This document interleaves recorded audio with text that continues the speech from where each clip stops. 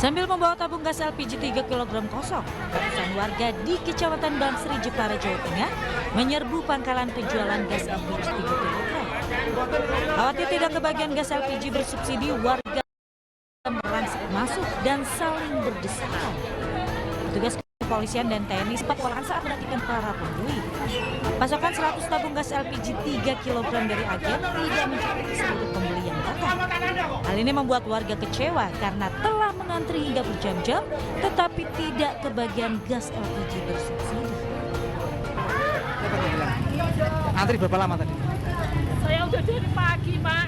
Udah 2 kali ini belum dapat. Oh. Kecewa, antri nomor 1, malah gak dapat, Pak. Kelangkaan gas LPG 3 kg terjadi di seluruh wilayah Jepara sejak sepekan terakhir.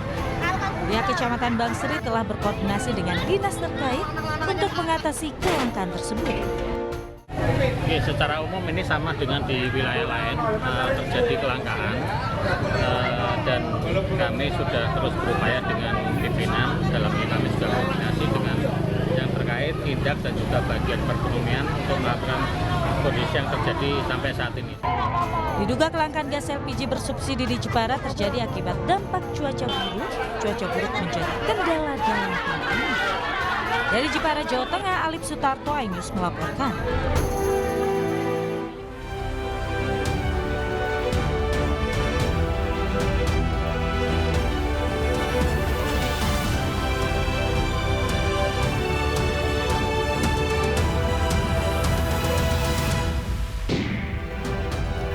Komisi Pemilihan Umum akan mengumumkan hasil rekapitulasi suara pemilu 2024 hari ini.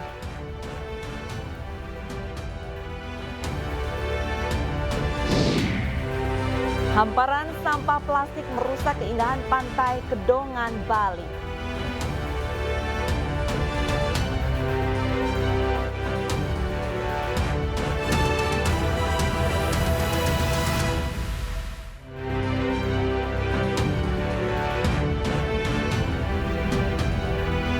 Halo, selamat siang pemirsa. Apa kabar Anda hari ini? Senang sekali saya Breman Atenaya dan rekan saya Arlisa Hadi, pemirsa kembali hadir menemani Anda dalam iNews Siang hari ini. Selain 3 berita utama tadi, iNews Siang juga akan menyuguhkan beragam informasi penting lainnya. Kita ke informasi pertama pemirsa. Diduga mengalami mati mesin di tengah perlintasan kereta api. Sebuah truk bermuatan pupuk tertabrak kereta api Putri Deli di kawasan Pasar Bengkel, Kabupaten Serdang Bedagai, Sumatera Utara. Akibatnya masinis mengalami luka dan langsung dibawa ke rumah sakit.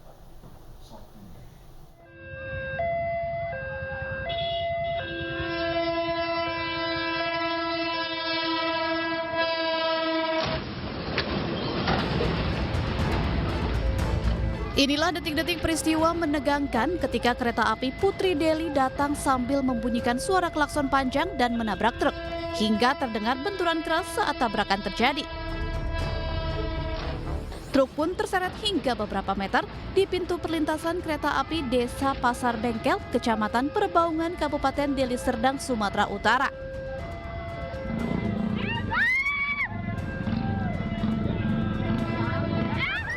Warga yang melihat peristiwa ini pun berteriak histeris. Kecelakaan terjadi sekitar pukul 9 malam. Truk bermuatan pupuk datang dari Medan menuju Tebing Tinggi mengalami kerusakan saat di perlintasan kereta api. Namun truk tersebut ditinggalkan begitu saja oleh sopir dan kernetnya. Akibat kejadian ini, petugas masinis dan asisten masinis mengalami luka di bagian kaki karena terjepit dan langsung dibawa ke Rumah Sakit Sultan Sulaiman Rampah untuk mendapatkan perawatan medis. Sementara 317 penumpang selamat. Kecelakaan di perlintasan kereta api itu berawal mobil truk dari Medan menuju Tebing menabrak pintu palang. Jadi untuk sekarang ini untuk supir melarikan diri. Jadi untuk mobil sekarang ini masih dievakuasi karena masih lengket di badan jalan kereta api, jadi belum bisa melakukan perjalanan. Peristiwa kecelakaan ini menyebabkan arus lalu lintas di sekitar kejadian lumpuh total. Beberapa jadwal perjalanan kereta pun dibatalkan. Petugas masih mengupayakan proses evakuasi badan truk dan mengalihkan jalur lalu lintas ke jalan alternatif guna mengurai kemacetan. Dari Serdang Bedagai, Sumatera Utara, Wahyu Rustandi, iNews melaporkan. Pemirsa, jangan pernah mengikuti aksi ugal-ugalan yang membahayakan banyak orang. 4 orang remaja mengendarai sepeda motor sambil berboncengan menggunakan kursi kayu panjang.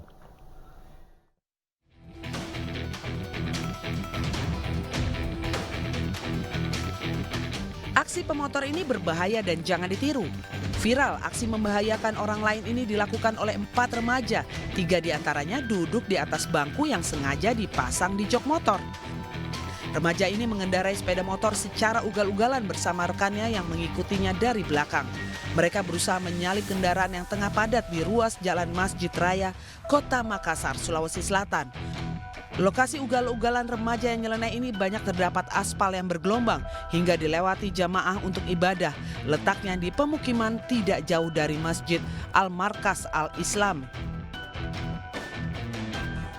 Pihak kepolisian Polrestabes Makassar langsung menyelidiki keempat remaja yang melakukan aksi ugal-ugalan yang membahayakan banyak pihak.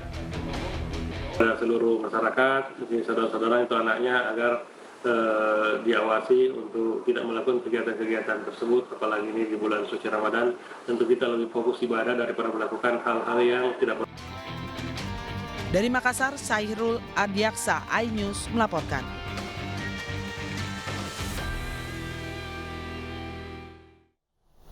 Keinformasi lainnya, pemirsa, Komisi Pemilihan Umum akan mengumumkan hasil rekapitulasi suara pemilu 2024 hari ini. Sejauh ini pemirsa tersisa 2 provinsi yang belum melakukan rekapitulasi, yakni Papua dan Papua Pegunungan. Dari 38 provinsi, KPU sudah merekapitulasi nasional di 36 provinsi. Kini tersisa 2 provinsi, yaitu Papua dan Papua Pegunungan yang belum direkapitulasi.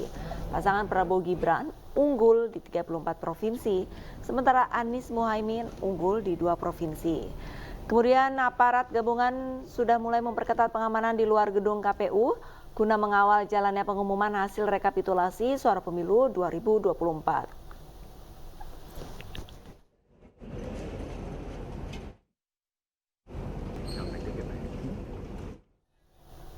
Pemirsa, untuk mengetahui informasi terkini terkait penetapan hasil pemilu, kami sudah terhubung dengan rekan kami Ismalia Meidasari di Gedung KPU Jakarta. Selamat siang Ismalia, bagaimana perkembangan rekapitulasi suara hingga saat ini? Apakah sudah mulai rampung?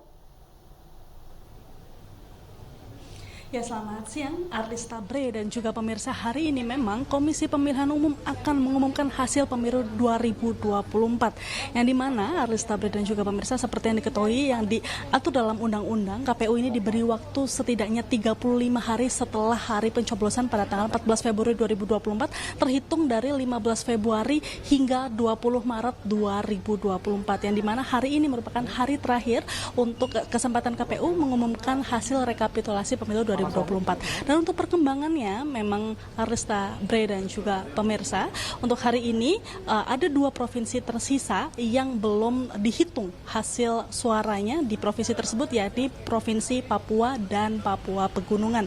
Yang tadi memang sudah kami pantau, untuk provinsi dari Papua Pegunungan sudah datang di KPU RI, namun untuk diadakannya rapat pleno yang rencananya dimulai pada pukul 10 pagi tadi hingga saat ini belum memulai rapat pleno tersebut karena memang ada 1 provinsi dari Papua yang memang sedari tadi kami pantau belum datang ke KPU, hanya dari Provinsi Papua Pegunungan. Dan untuk kapan dimulainya kembali, memang kami masih belum bisa mendapatkan informasi lebih lanjut kapan dimulainya kembali rapat pleno sebelum diumumkannya hasil pengumuman rekapitulasi suara pemilu 2024. Bre, Arlista dan juga pemirsa, seperti yang kita ketahui, KPU telah merampungkan rekapitulasi suara pada 36 provinsi di Indonesia dan tersisa 2 provinsi karena di Indonesia total ada 38 provinsi. 2 provinsi terakhir yang tadi saya sebutkan, yakni Papua dan Papua Pegunungan, yang memang dijadwalkan akan dirampungkan pada hari kemarin 19 Maret 2024 yang dimana memang ada banyak kendala untuk 2 provinsi tersebut. Salah satunya yakni kendalanya adalah kesulitan mencari panitia pemilihan distrik.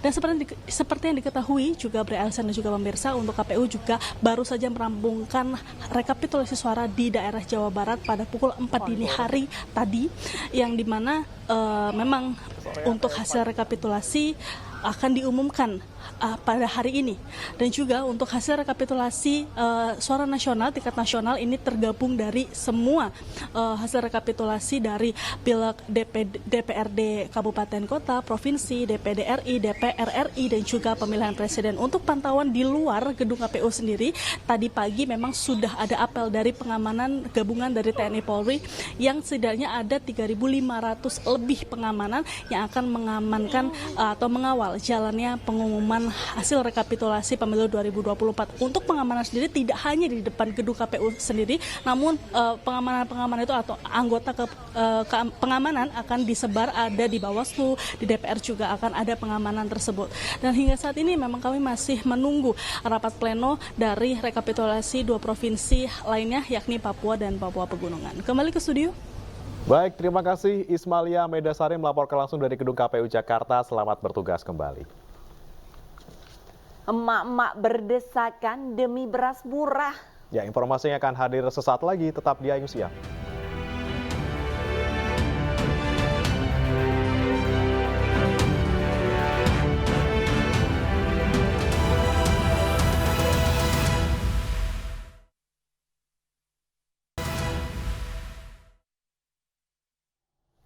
Anda masih di Ayu Siang, pemirsa. Di atas bagi-bagi jabatan, sibuk menguntungkan golongannya. Sedangkan di bawah masyarakatnya masih harus kecewa dengan harga beras yang melambung tinggi hingga harus rela antri beras demi harga yang lebih murah. Dan benar sekali, Bre, ini seperti yang terjadi di Cimahi, Jawa Barat dan Sika NTT, di mana banyak yang berdesakan demi beras murah.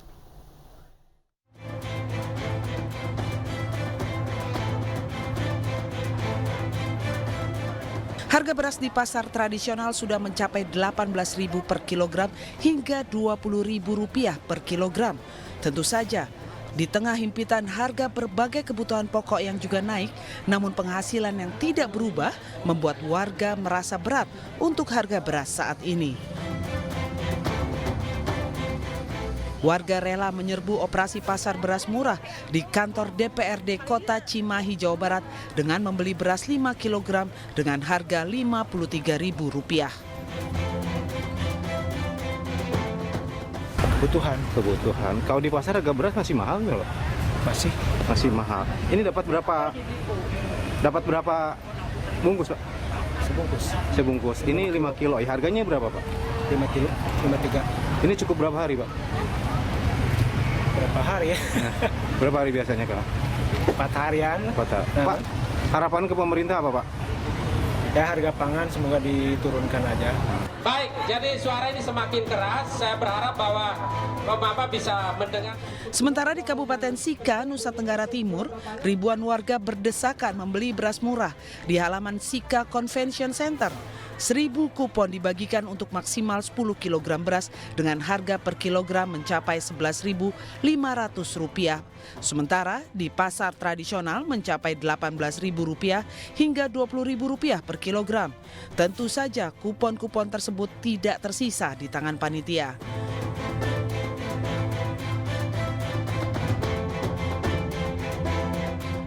Itu Bapak rasa murah atau bagaimana? Ya? Murah atau bagaimana? Lebih murah. Kalau di pasar berapa sekarang per kilo? 18. 1 kilo. Ini di sini 1 kilo berapa ini? 11,5. Jadi Bapak senang kalau ada pasar murah. Diwajibkan beli berapa, Bapak? 10 kilo. Hal ini dilakukan guna meningkatkan daya beli warga dan menekan inflasi daerah. Tim Liputan iNews melaporkan.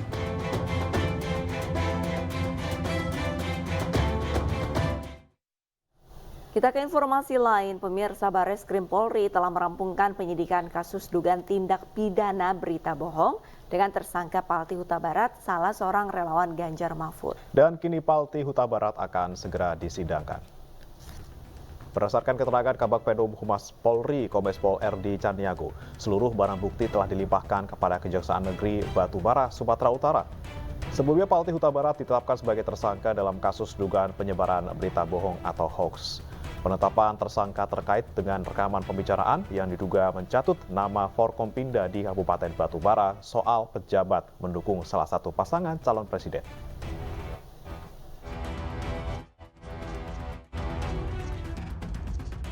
tanggal 16 Januari 2024, perkembangan proses penyidikan terhadap berkas perkara dengan tersangka inisial PH selaku pemilik pengguna atau yang menguasai media sosial X dinyatakan lengkap.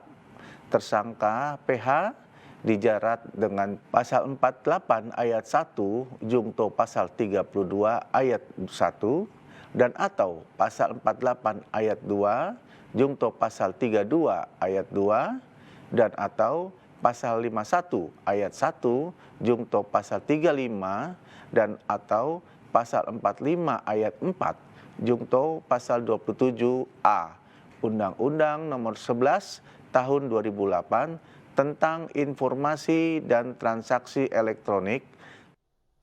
Dan pemirsa, untuk mengetahui informasi lebih lengkap, kami sudah bergabung dengan Rinto Wardana, kuasa hukum Palti Huta Barat. Selamat siang, Bang Rinto. Bang, ini Palti Huta Barat ini kan disangkakan menyebarkan hoaks rekaman suara pejabat Kabupaten Batubara. Nah, sebenarnya ini apa yang terjadi sih, Bang? Boleh diceritakan?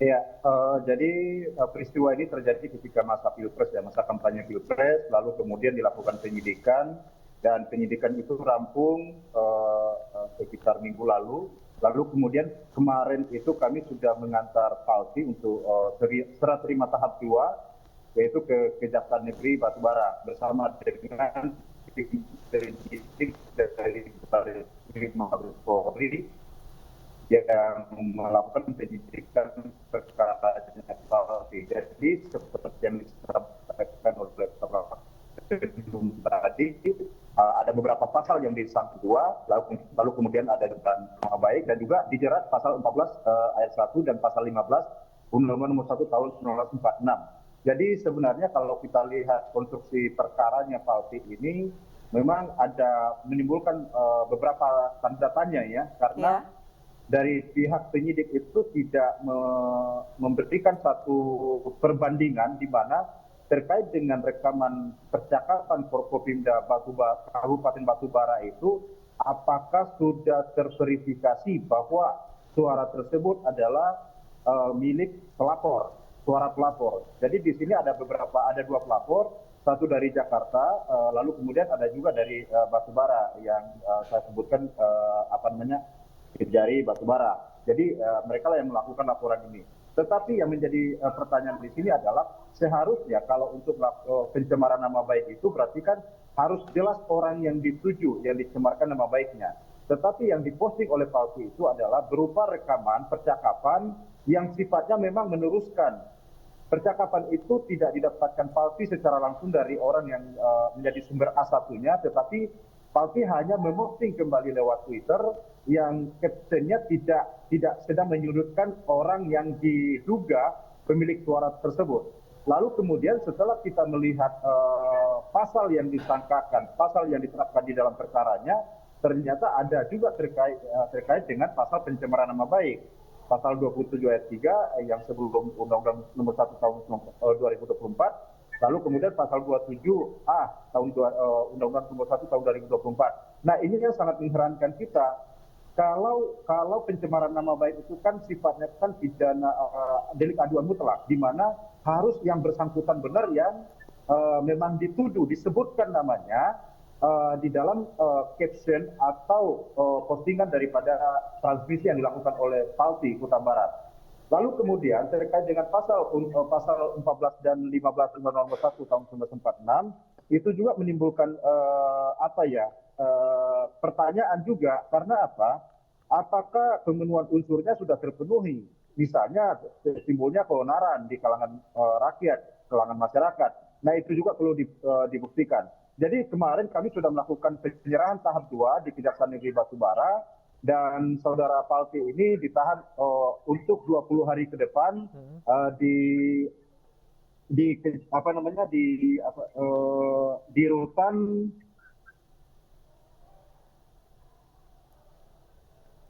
ya, Bang Rinto. Bang Rinto, kami kehilangan suara audio Bang Rinto. Bang Rinto masih mendengar suara kami, Bang? Bang Rinto masih mendengar suara Lista dan Bre di studio? Iya, Oke. Dengar. Bang Rinto terakhir Bang Rinto, ini terkait dengan sidang yang akan segera dilakukan. Apa persiapan dari TPN Ganjar Mahfud? Jadi yang kita mau siapkan sekarang itu adalah pengajuan permohonan penangguhan penahanan. Kemarin kami juga sudah berkoordinasi dengan pihak Kejaksaan Negeri Batubara terkait dengan pengajuan tersebut dan mereka welcome untuk kami ajukan. Tetapi tentunya kami tetap akan berkoordinasi dengan tim hukum, bagian hukum, deputi hukum di tim pemenangan nasional Ganjar Mahfud sebelum kami mengajukan penangguhan penahanan tersebut. Jadi mudah-mudahan ada respon positif dari pihak DPR untuk mensupport ini. Lalu kemudian perlu saya sampaikan bahwa Pilpres ini sebenarnya tahap pemilihannya sudah selesai. Hari ini akan dilakukan pengumuman pemenang Pilpres, tetapi dari PALTI sendiri menyampaikan kepada saya, karena Pilpres sudah selesai, PALTI sudah menyampaikan bahwa jika memang saya harus meminta maaf, saya siap meminta maaf kepada orang yang tersinggung atau merasa dirugikan di dalam perkara ini dan siap melakukan mediasi atau difasilitasi melalui restoratif justice. Makanya kemarin kami sampaikan ke pihak Kejaksaan Negeri apakah memungkinkan untuk dilakukan restoratif justice antara PALTI dan para pelapornya, dan pihak Kejaksaan Negeri pada prinsipnya sepakat untuk melakukan hal itu, tetapi mereka masih menunggu persetujuan dari Kepala Kejaksaan Negeri Batubara yang tentunya dalam hal ini berkapasitas sebagai pelapor juga pada waktu itu. Nah, mudah-mudahan ini kita bisa melihat bahwa terkait dengan pidana yang disangkakan kepada PALTI ini lebih kepada riak-riak selama masa Pilpres, dan tentunya kami berharap karena ini adalah kontestasi Pilpres, kita bisa bisa menahan diri, karena tidak ada gunanya juga, mungkin tidak ada manfaatnya juga untuk menahan atau memenjarakan PALTI, karena PALTI ini bekerja sendirian, anak dan istrinya tidak ada yang menghidupi di Jakarta, dan anaknya masih kecil, itu yang perlu diperhatikan juga, karena dari sisi kemanusiaan kita perlu perhatikan. Demikian. Mas Rinto, terima kasih atas informasinya. Tentunya tadi restoratif justice dan juga penangguhan penahanan akan diupayakan oleh TPN Ganjar Mahfud ya. Terima kasih atas waktu Anda di Ayu Siang hari ini. Pemirsa, kita beralih ke informasi lainnya, di mana Majelis Hakim Pengadilan Negeri Jakarta Selatan menolak pra-peradilan kasus dugaan korupsi Crazy Rich Surabaya. Tersangka diduga merugikan negara sebanyak 1,1 triliun rupiah karena dugaan korupsi emas 1,1 ton.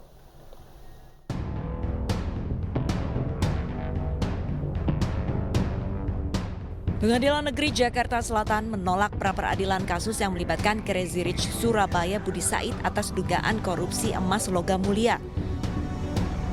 Tersangka ditangkap karena diduga merugikan negara. Diduga tersangka merekayasa pembelian logam mulia milik BUMN yaitu PT Antam Tambang di bawah harga yang telah ditetapkan dengan dalih mendapatkan diskon. Periode transaksi pembelian tersangka dari bulan Maret hingga November 2018. Atas dugaan korupsi penjualan emas serta logam mulia, tersangka merugikan negara sebanyak 1,1 ton atau setara dengan 1,1 triliun rupiah. Menurut Ketut Sumedana, apa yang sudah dilakukan sudah sesuai dengan prosedur yuridis formal yang disyaratkan oleh KUHP dan Undang-Undang TPK. Atas perbuatannya, tersangka masih ditahan di Rutan Salemba Cabang Kejagung. Tersangka dijerat pasal Undang-Undang Tindak Pidana Korupsi dengan ancaman hukuman 3 hingga 11 tahun penjara. Lalu pemirsa, bagaimana perkembangan kasus korupsi yang melibatkan Crazy Rich Surabaya yang diduga merugikan negara sekitar 1,1 triliun rupiah? Kita sudah terhubung dengan Kepala Pusat Penerangan Hukum Kejaksaan Agung Ketut Sumedana. Selamat siang Pak Ketut. Selamat siang Mas, apa kabar?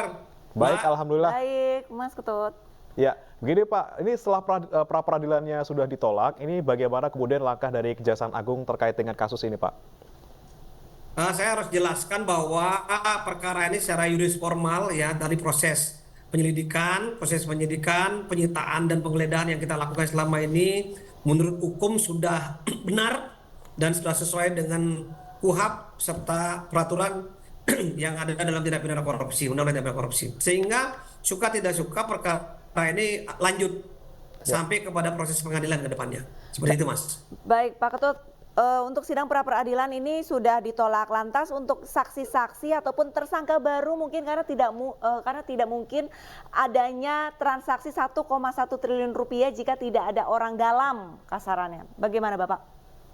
Sampai saat ini kami lagi intens ya melakukan serangkaian pemeriksaan untuk dalam rangka membangun konstruksi yuridis dan pemberkasan ya. Sampai saat ini kami sudah memeriksa 52 saksi lebih dan sudah menetapkan 2 tersangka dan tidak menutup kemungkinan sekali lagi ada tersangka-tersangka lain yang akan kami tetapkan terkait dengan kerjasama internal, pihak internal Antam dengan broker dan sekaligus juga dengan BS, tersangka BS. Dan tunggu perkembangannya saja gitu. Pak Ketut, ini kan untuk proses transaksinya tahun 2018, ini sudah bisa tergolong lama begitu Pak. Kenapa baru terkuak sekarang Pak Ketut? Karena laporan ini baru kita terima setelah memang ada gonjang-ganjing di PT Antam. Ya, melalui satu proses peradilan perdata sampai ke Mahkamah Agung, dan kemudian ada satu proses PKPU yang kami dengar dapatkan informasi dari teman-teman tim penyidik. Nah, dan itu baru diterima oleh Kejaksaan Agung melalui tim pemeriksa internal Antam, baru kita terima di tahun ini, tahun 2023 ini. Baik, gitu. baik. Pak Sehingga Ketut, baru ini melakukan satu proses penyidikan. Oke. Ya, Pak Ketut, kalau untuk terkait pemeriksaan saksi yang sudah ada 52 orang ini, apakah ada 1 atau 2 tersangka lagi yang, maksud kami ada Untuk 1 atau 2 saksi peningkatan lagi status, ya? yang sekiranya bakal dinaikkan menjadi tersangka, Pak? Kami tidak berbicara mengenai berapa jumlahnya, sepanjang orang-orang ini turut serta terlibat dalam satu proses rekayasa pembelian ini, ya termasuk juga orang yang menikmati, pasti kami akan tindak. Kalau kita hitung sih ada sekitar 5-6 orang ya dari semua tersangka ini, ada keterlibatan dari internal maupun dari eksternal. Oke. Pak Ketut, selain pemeriksaan saksi, apakah barang bukti berupa emas juga sudah disita? Nah, ini udah kami lakukan suatu upaya-upaya penggeledahan dan penyitaan. Cuma kami belum bisa merinci secara gamblang berapa jumlahnya ya, tapi harus termasuk uang cash juga sudah kami lakukan penyitaan. Nah, ketika nanti proses pemberkasan sudah selesai, pasti kami akan melakukan upaya-upaya yang lebih ekstra lagi dalam rangka bagaimana melakukan recovery aset atau pengembalian aset dari pemerintah dalam hal ini PT Antam. Baik, terima kasih banyak atas waktunya Pak Ketut Sumedana, Kapuspen Kejagung Republik Indonesia sudah bergabung bersama kami di iNews Siang, dan semoga untuk kasus ini segera mendapatkan titik terang apakah ada tersangka baru atau tidak. Terima kasih banyak Pak Ketut. Terima kasih. Kita ke informasi lainnya pemirsa. Selain Budi Said, sosok Crazy Rich lainnya yaitu Helena Lim juga tersangkut masalah korupsi. Bahkan penyidik Jampitsus Kejaksaan Agung menyita sejumlah dokumen dan uang senilai 33 miliar rupiah dari kediaman Crazy Rich Pantai Indah Kapuk. Uang tunai 33 miliar terdiri dari 10 miliar rupiah dalam pecahan rupiah dan 2 juta dalam pecahan dolar Singapura. Penggeledahan terkait dugaan tindak pidana korupsi dalam tata niaga komoditas timah ilegal di wilayah izin usaha pertambangan atau IUP PT Timah Tbk tahun 2015-2022. Selain di rumah Helena Lim, petugas juga menggeledah kantor PT QSE PTSD. Diduga negara mengalami kerugian 271 triliun rupiah akibat dampak kerusakan lingkungan. Dalam kasus ini penyidik sudah menjerat 14 tersangka, termasuk mantan Dirut PT Timah Riza Pahlevi dan mantan Direktur Keuangan PT Timah Emil Ermindra.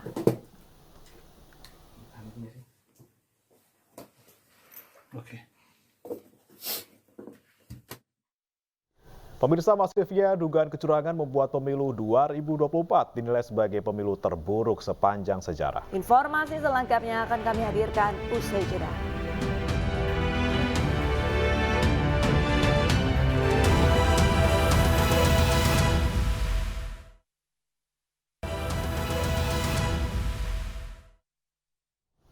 Anda masih di iNews Siang, pemirsa. Masifnya dugaan kecurangan membuat pemilu 2024 dinilai sebagai pemilu terburuk sepanjang sejarah. Dan berikut adalah cuplikan dialog rekan kami Abraham Silaban dengan Sekjen PDI Perjuangan Hasto Kristianto.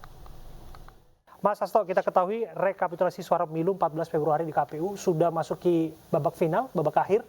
Setidaknya ada 34 provinsi yang sudah terhitung dan tersisa sedikit lagi, artinya praktis 4 provinsi, dan publik nggak perlu mencari tahu terlalu banyak mengenai itu karena informasinya sudah tersebar secara luas, rekapitulasinya tersiar, dan hampir bisa dipastikan bahwa yang memperoleh suara terbanyak dalam pemilihan presiden adalah pasangan calon nomor urut 2 Prabowo Gibran. Bagaimana Anda mencermatinya? Ya, rekap itu kan hasil dari suatu proses.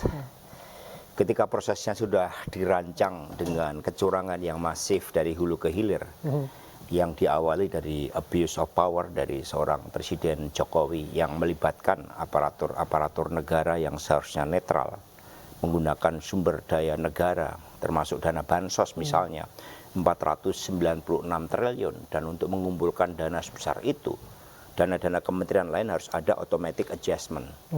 Dan kemudian dikumpulkan dana-dana lain termasuk untuk yang membantu elektoral, dana untuk perbaikan jalan, untuk memberikan kemanfaatan kredit pada rakyat, yang semua dikaitkan dengan elektoral. Dan kemudian juga diawali dengan rekayasa hukum di MK.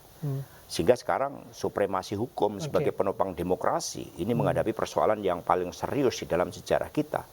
Nah, ketika prosesnya sudah dimanipulasi, sudah memang dirancang, bahkan IT KPU juga dirancang untuk dimanipulasi, kami menemukan dari pakar IT begitu banyak kecurangan, bagaimana kita bisa percaya pada hasil? Hasil kan tergantung dari prosesnya. Ya, tunggu sebentar ya Mas ya. Ketika Anda sempat menyebutkan bahwa seharusnya Pilpres ini berlangsung 2 putaran. Bahkan saya juga mendengar Anda menyebutkan suara Pak Ganjar dan Pak Mahfud sempat 33% menurut data yang Anda peroleh dari IT di tanggal 16 Februari. Apa yang dimaksud dengan itu? Ya, itu data dari, jadi sistem dari KPU setelah mereka disadon secara paksa, power shutdown, itu dari data-data rekaman digitalnya kan bisa terlihat. Kemudian mereka memasang suatu JSON script, yaitu algoritma. Itu suatu algoritma untuk mengunci perolehan Pak Ganjar Mahfud hanya sekitar 17%. Jadi di-lock. Ini sama dengan apa yang telah dinyatakan Bapak Kodari pada tanggal 5 Januari yang mengatakan perolehan Ganjar Mahfud itu hanya 17%, di-lock. Maka dengan algoritma inilah perolehannya nggak bisa lebih. Dan kami menemukan data-data dari saksi kami ketika setelah rekapitulasi di KPPS, di TPS, kemudian di TPS, kemudian mereka memasukkan C1, untuk 02 itu bebas tanpa hambatan. Tapi ketika C1 itu untuk 01 dan 03, itu hambatannya cukup banyak. Tapi kan formulir C hasilnya kan atau C1-nya kan sudah terupload, jadi bisa dilihat transparansinya. Buktinya bisa dilakukan banyak perubahan. Ada seorang pakar IT yang sampai hari ini menemukan dari jumlah TPS 823.236 telah dilakukan perubahan hasil sebanyak di 454.867 TPS. Dan kemudian kalau dilakukan aritmatika sederhana untuk melakukan pengecekan suara 01, 02, dan 03 yang seharusnya sama dengan suara sah, itu terjadi selisih hampir 23,5 juta. Artinya apa? Ya, artinya terjadi penggelembungan di situ. Sampai penggelembungan itu diduga dilakukan, Anda sebutkan apakah kemudian C hasil ini bisa direkayasa? Ya, kalau saya tanya sama pakar IT, mereka mengatakan itu mudah sekali. Karena dokumen C1 itu single frame. Meskipun di situ bentuk dokumennya dalam bentuk dokumen tali ya, jadi angka-angka pagar. Ya, kita lihat ada batang lidi sebetulnya di situ. Itu dengan bisa dilakukan perubahan-perubahan dengan cepat untuk menciptakan ratusan ribu TPS, dan dengan temuan berbagai perubahan-perubahan yang dilakukan yang seharusnya meskipun Sirekap ini hanya alat bantu, tapi seharusnya nggak boleh ada perubahan-perubahan, nggak boleh terjadi suatu error yang melampaui 10%. Ini sistemnya sudah fail. Mengenai error itu kan sudah disampaikan dan sudah ada semacam koreksi dan pengakuan dari komisioner. Tapi pengakuan kan berubah-ubah. Dulu protes bahwa matinya IT KPU karena hackers. Setelah orang membuktikan akhirnya diralat. Dulu mereka mengatakan tidak mungkin server di luar negeri. Setelah ada pembuktian. Anggota Dewan Pakar Timnas Amin Refli Harun menyebut Sirekap menjadi alat bantu kecurangan pemilu. Informasinya akan hadir usai jeda berikut.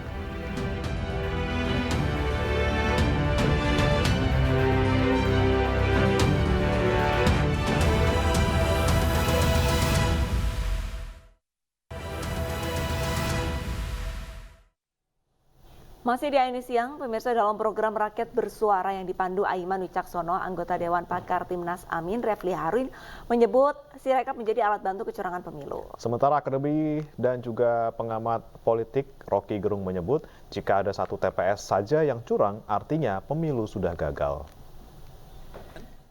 Ketika pencoblosan sampai ke penghitungan, banyak terjadi kecurangan-kecurangan itu.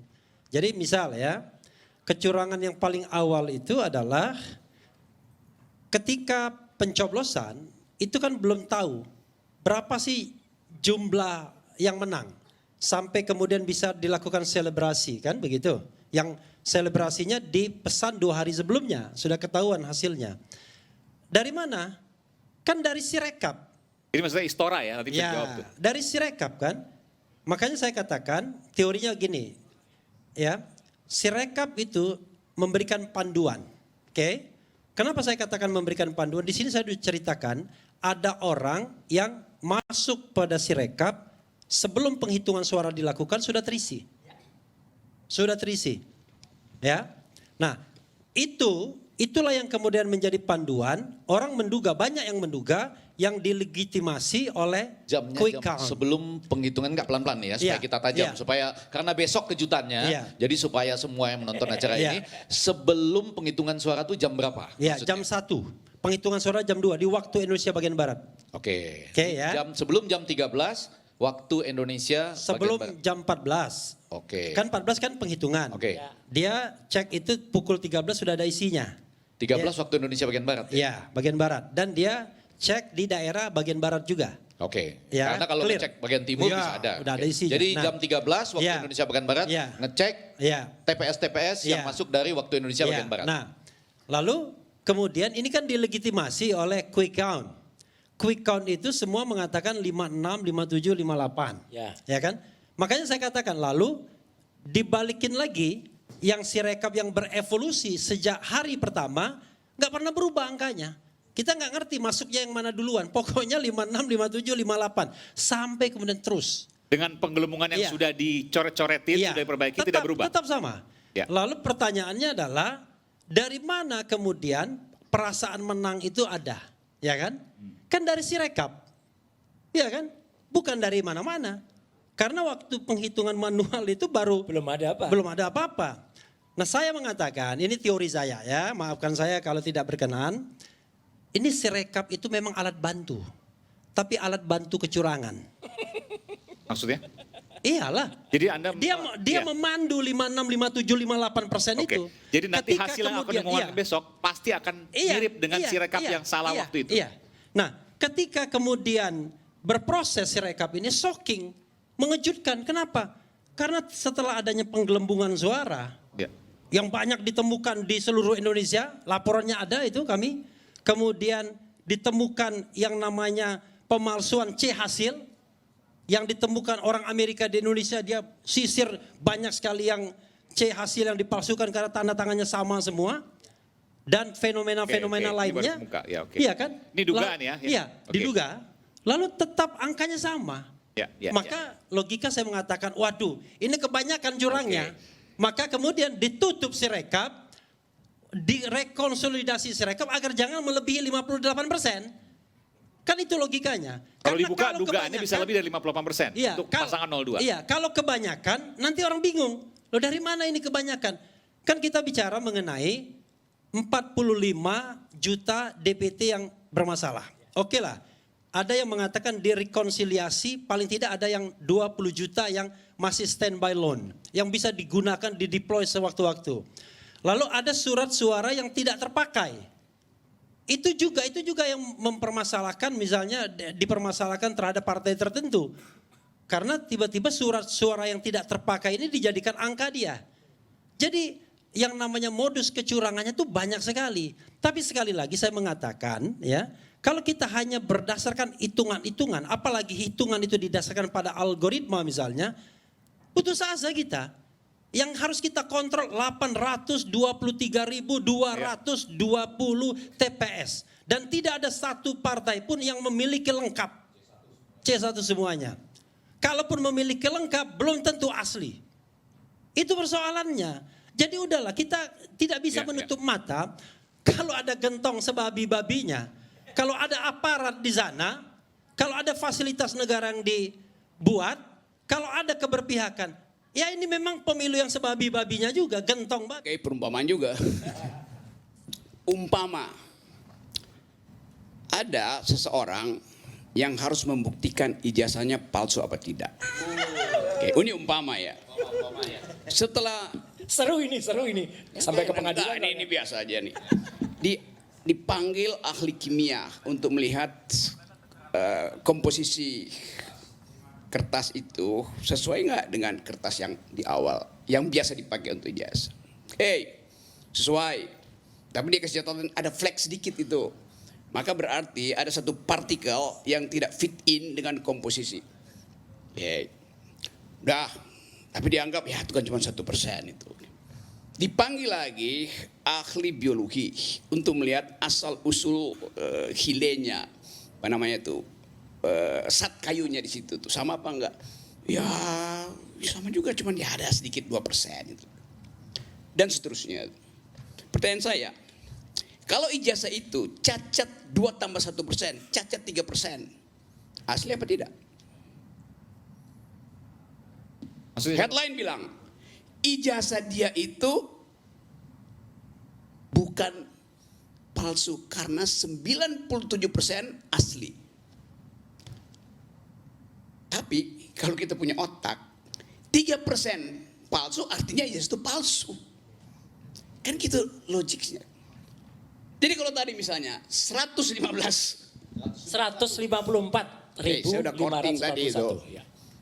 154 dianggap sebagai cacat, harusnya dianggap bahwa pemilih itu cacat. Oke. Tapi yang tidak debat. Tapi kan cuma 154.000. Oke, saya tambahin 150 berapa tadi? 154.541. 154.557. Naik sedikit. Sampai akhirnya kita dapat threshold.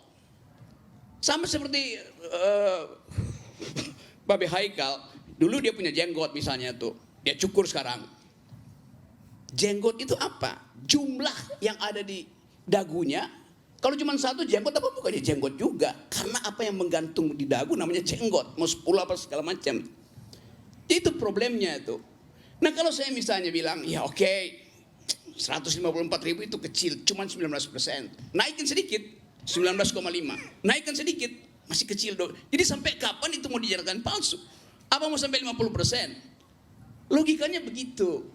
Apalagi ini soal suara rakyat.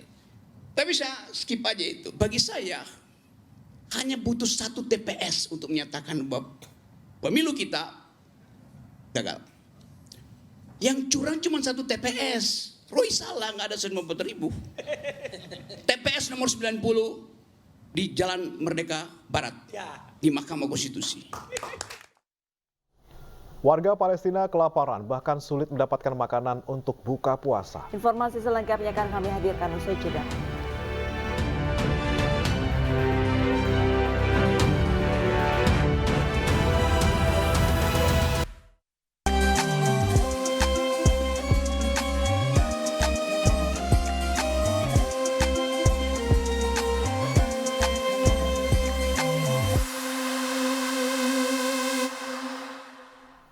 Pemirsa, biasanya santri di pondok pesantren mengaji kitab kuning menggunakan bahasa daerah atau bahasa Indonesia. Ya, namun di salah satu pondok pesantren modern di Jombang, Jawa Timur, santri diajarkan kitab kuning menggunakan bahasa Inggris.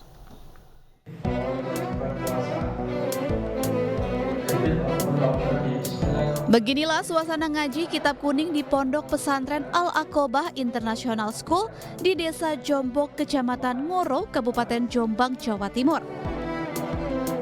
Sebagaimana Pondok Pesantren Salaf, Pondok Pesantren Al-Aqobah ini juga mengajarkan kitab-kitab kuning kepada para santrinya.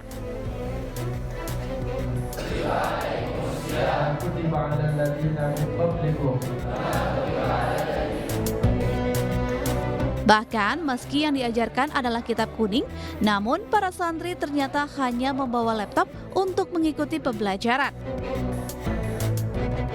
Materi kitab kuning sudah tersimpan di dalam laptop sehingga saat Ustadz menjelaskan, para santri hanya tinggal menuliskan maknanya saja. Actually, I'm very excited and happy because I think that bilingual is very useful to us, maybe for the Islamic religion, we can share our Islam religion to other country. We learn here and then we speak at the technology, or maybe we use the laptop, the technology now to share our religion, our Islamic religion, the purify and rahmatan lil alamin to this universe. Not allowed to drink from Fajar up to the Melalui metode ini diharapkan setelah lulus para santri tidak hanya bisa melanjutkan studi atau menjadi pendakwah di dalam negeri saja, tapi juga ke bagian negara lainnya. Jadi alhamdulillah di Yaqobah International School ini para santri kita explore, kita gali betul kemampuan mereka dari berbagai macam aspek. Salah satu tradisi yang di pesantren yakni baca kitab kuning kita improve, kita kembangkan dengan menggunakan bahasa asing atau bahasa Inggris. Karena kita melihat sebagai seorang santri tantangan global itu semakin banyak dan semakin menuntut mereka untuk menguasai skill tatkala mereka lulus sehingga bisa berkiprah di masyarakat bukan hanya di Indonesia tapi juga di internasional. Kitab-kitab kuning yang diajarkan antara lain fikih, akidah, akhlak, ilmu sosial, dan kemasyarakatan atau muamalah. Dari Jombang, Jawa Timur, Muhtar Bagus, iNews melaporkan. Pemirsa, berbagai cara dilakukan untuk mendapatkan berkah di bulan Ramadan. Salah satunya dengan menyantuni anak yatim. Seperti yang dilakukan Bank Syariah terbesar di Indonesia yang memberikan santunan kepada 3.333 anak yatim.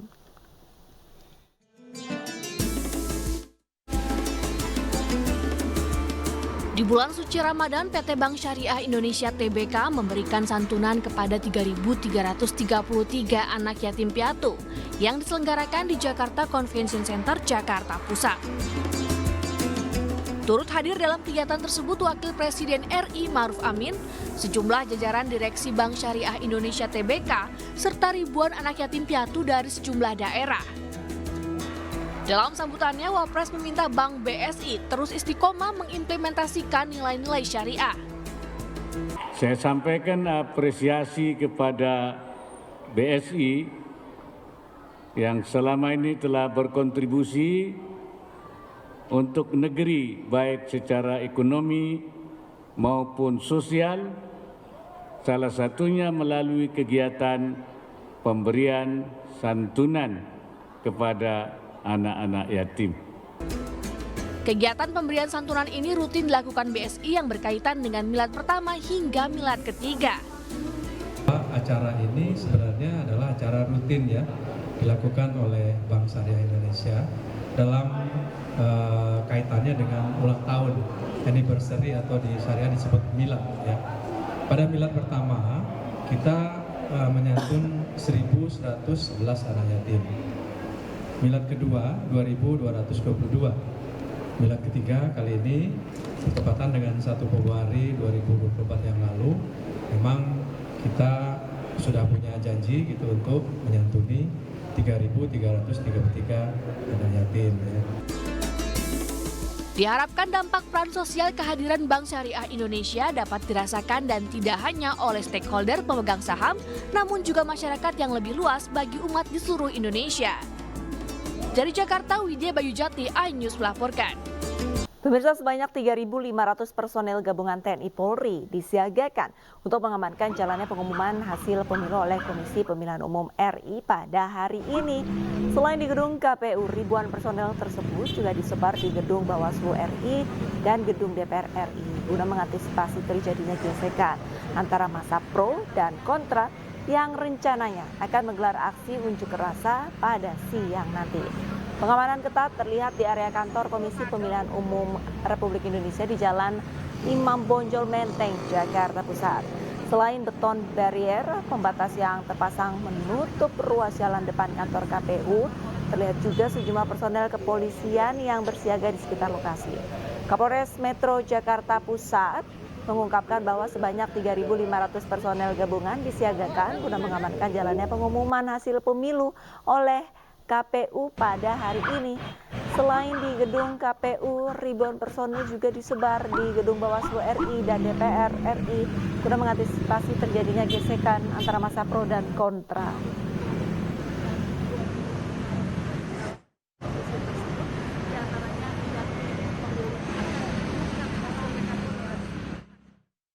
Dan kita akan langsung menuju ke gedung KPU Jakarta, pemirsa, bersama dengan rekan kami Ismalia Meidasari. Selamat siang, Ismalia. Seperti apa informasi terkini dari sana? Sejauh apa rekapitulasi yang digelar KPU hingga siang hari ini?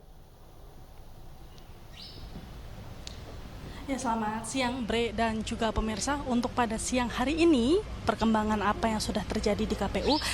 Sebelumnya memang KPU merencanakan rapat sidang pleno untuk 2 provinsi terakhir, yakni Papua dan Papua Pegunungan di gedung KPU untuk sebelumnya akan diumumkan hasil rekapitulasi suara pada pemilu 2024. Namun untuk keadaan saat ini di KPU, keadaannya memang masih aman terkendali. Namun dari aman terkendali ini memang sedari pagi kami pantau sudah ada banyak pengamanan di luar gedung KPU guna mengantisipasi demo di depan gedung KPU sendiri.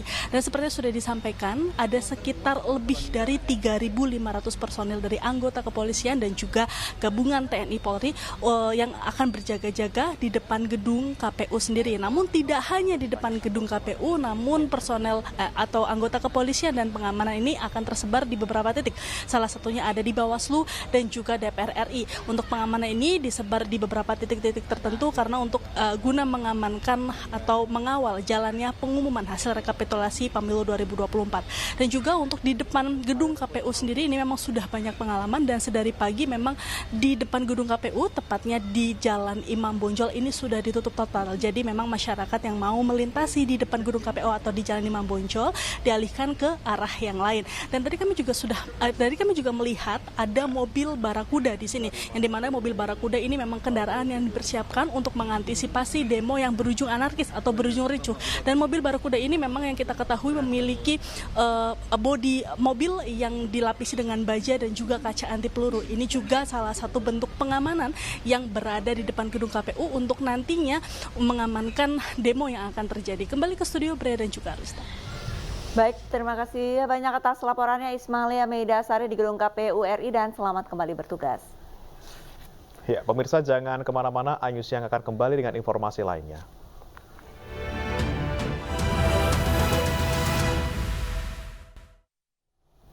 Pemirsa, cuaca ekstrim yang melanda Pulau Bali dalam beberapa pekan terakhir ditambah fenomena angin barat membuat sepanjang bibir pantai Kedonganan, Badung, Bali ditutupi berton-ton sampah plastik. Dan pemirsa, informasi ini sekaligus menutup iNews yang hari ini. Saksikan terus video-video eksklusif dari iNews di kanal YouTube @official iNews. Dan pemirsa jangan lupa juga Anda bisa menyaksikan, maksud kami mendapatkan informasi terkini dan juga terbaru melalui portal yang menghadirkan berita daerah, berita nasional, dan berita internasional lengkap di inews.id. Akhir kata, saya Arlista Hadi. Dan saya Brea Manatyanaya undur diri. Selamat beraktivitas, selamat siang, dan sampai jumpa.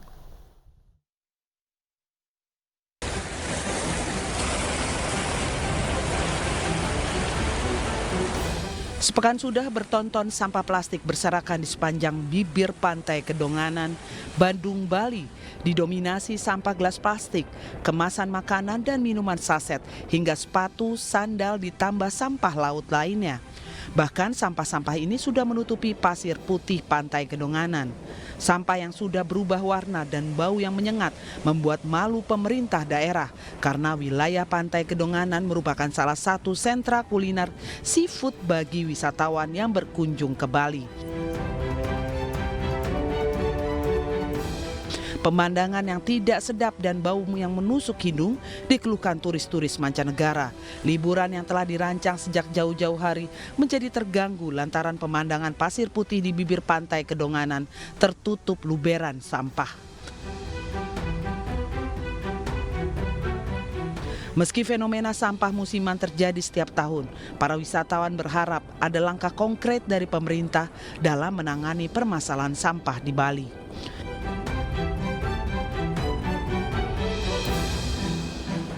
idyllic to be here, to see the view, to see the fish boat, to see the fishermen.